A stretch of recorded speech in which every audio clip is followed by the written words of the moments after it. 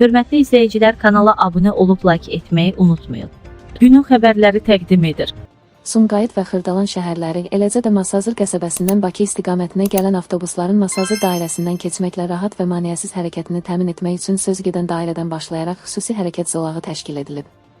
Bu barədə Bakıpost AZ, Rəqəmsal İnkişaf və Nəqliyyat Nazirliyi yanında Azərbaycan Yerüstü Nəqliyyat Agentliyinə istinadən xəbər verir. Məlumata əsasən, yeni zolaq artıq effektivliyini sübut etmiş Bakı-Sumqayıt şosesindəki mövcud avtobus zolağına birləşdirilib. Nəticədə paytaxt istiqamətində hərəkət edən avtobuslarla sərnişinlərin əlavə vaxt itkisinə məruz qalmadan daşınması təmin olunub.